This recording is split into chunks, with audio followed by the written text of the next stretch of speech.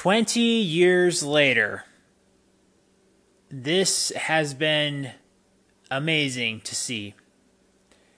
And yes, I'm going to use the line. In the end, this album mattered.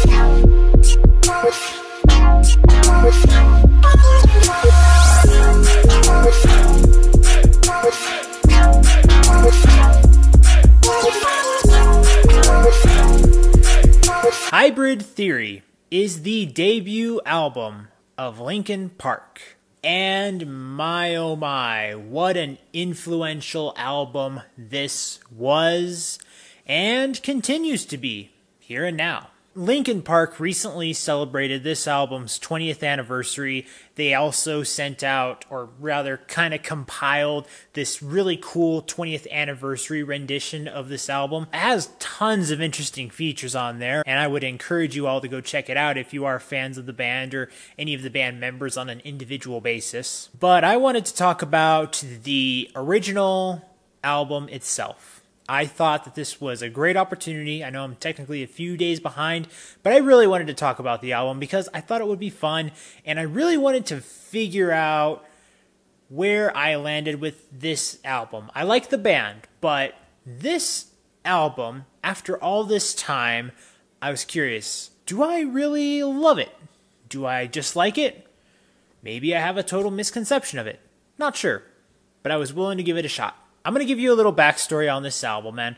It's kind of funny that I can actually recollect this memory. Growing up, there's absolutely no way I was going to be able to listen to any music like this. And if you watch my channel, you know that I don't really review lots of hard rock or anything beyond that very often. But I had a few neighborhood friends, and one of them introduced me to this album, playing a couple of songs that he thought were cool and one that was kind of funny because we were young. And I gotta say, I was like, oh wow, that's quite a sound.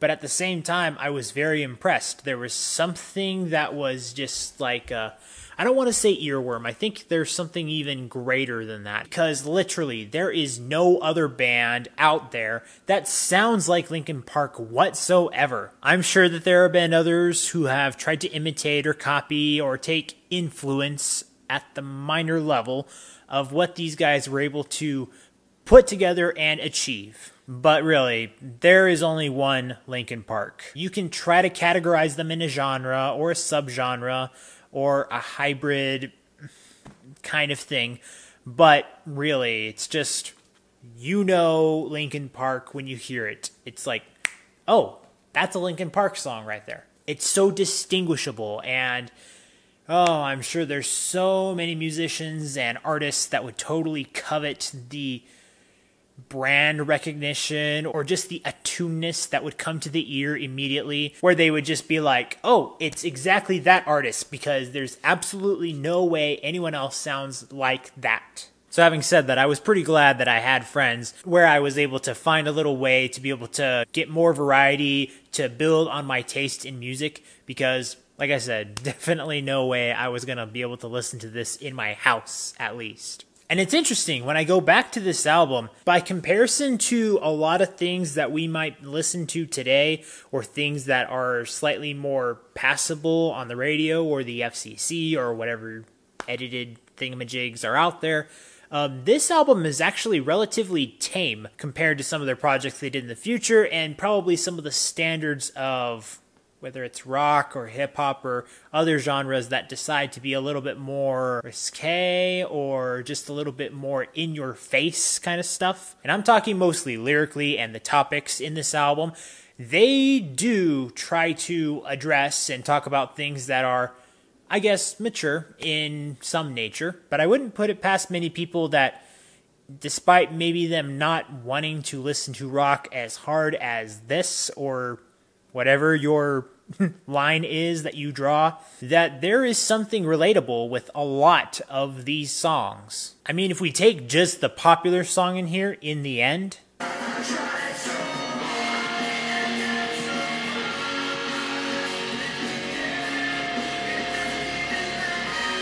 I have no doubt that anyone who was just reading the lyrics could feel something, that they've been through some sort of personal turmoil of some kind that comes with the lyricism. It's also a great song that just kicks off exactly what they were going for. Both with Chester's vocals and Mike Shinoda's vocals, and just this combination of sound that they have collectively together. I have a couple of other songs I would highlight, but I want to address a couple of things about the approaches to, not exactly to each song individually, but something I noticed because of each song individually. I would say about half this album, relatively, is pretty focused on the hard rock aspect, and then allows itself to add the additional elements that let you know of its Linkin Park iconic sound. However, I find that they have a lot of versatility into the introduction into the songs. First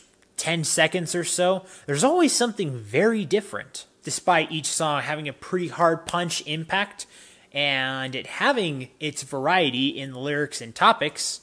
It still is trying to give you an idea of how many levels and how much creativity they actually have, and trying to put effort into making each song individual while having this line that connects it all together. I'll start going through a couple of these songs just to kind of keep the momentum moving forward. The first song, Paper Cut, does have one of those really good intros. The next song, One Step Closer.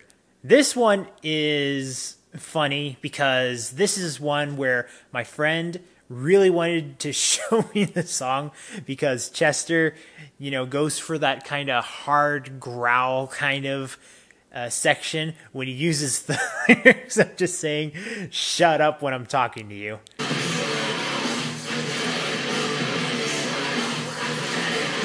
Any other person, especially if you're a parent and watching your kids listen to this song, would be like, "Oh my gosh, what is my child exposed to?"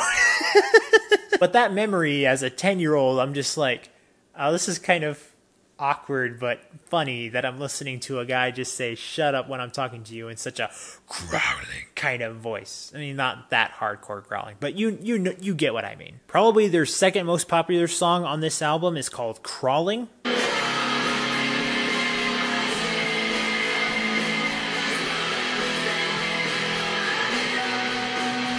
The introduction in this song kind of has a higher pitch in its production, which again creates that variety that I was mentioning earlier. I was surprised how many musical choices were inserted into this song, including the musical variety within the vocals that are included here. The song By Myself. There's nothing else in my brain that I could compare it to other than writing down berserk, traffic, chase, in chaos. That is the only thing that I can think of when listening to this song. The song A Place for My Head, the introduction, has very good guitars. I think it's kind of going for an acoustic feel, kind of, at the beginning. And then it starts getting into the mix, kind of scratchy in there. Speaking of which, Joe Hahn, the DJ in here, who adds his, production and mixing and scratching and things like that in here, gets his time to shine in the song Cure for the Itch.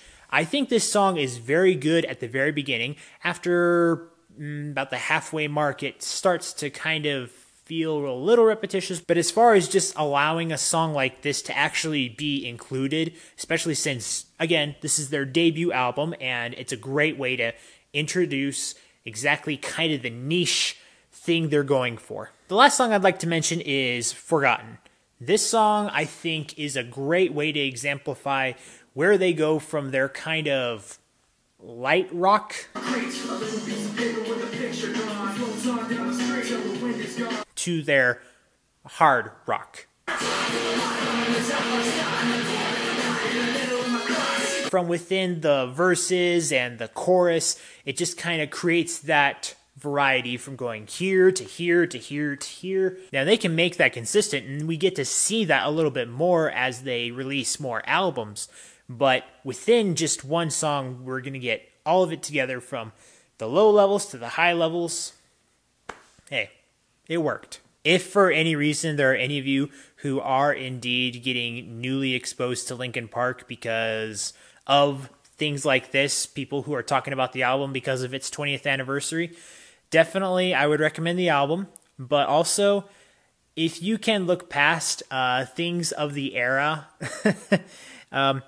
you can check out their music videos from this first album. They got better along the way, but from their from their debut, oh man, some of these videos just look, oh man, I don't even know what the right word is to describe. I just have to like kind of internally roll my eyes a little bit.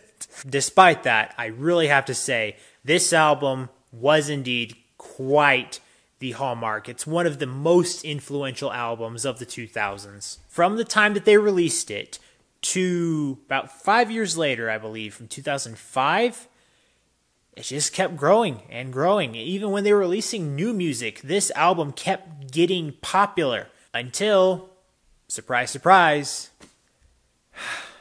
before we got too much into the digital age, this album got diamond certified. This album sold a lot, and people wanted to learn and love and just experience Linkin Park. Man, they pulled it off dang good well. So with that, after having listened and reviewed this album, I'm going to give production an A+, I'm going to give creativity an A-, I'm going to give expression and lyrics an A, and if you were to ask me how would I recommend this album, I am going to give this album... I am going to talk more about Mike Shinoda's albums he's been releasing. I reviewed his first volume. I will get to 2 and 3 very shortly, I promise. But I just wanted to talk about Chester's vocals for a moment. There's so much that could be said about Chester, and, you know, I wish he was still here with us. But man, the talent that he has with his voice to be able to actually sing beautifully, especially in the kind of more ballad-oriented songs that we get, not really in this album, but later on, but to also just go from this heart-wrenching, shouting kind of singing, which for most people I don't think works very well, but I think he worked hard to master that in a musical way. I don't find his borderline screamo-oriented version of his vocals offensive or off-putting. They can be surprising, I'm sure of that, but it works for the direction and for the type of music they're going for. He is giving his all, and I find that it works. No, I'm not going to play it in every occasion. No, I don't think that should be incorporated to more genres. I think it just works for what they were going for. You did good, Chester. Thank you for sharing your talents with us, and thank you to the rest of Linkin Park. This album rocks. As always, guys, thank you so much for watching. Be sure to follow me in my social media links down in the description below, and be sure to leave a like for the video as well as a comment down below if you want to engage with me. And remember, if you want to discover, promote, and review the best in entertainment, be sure to subscribe to this channel so you can get that yes in your life. See you next time.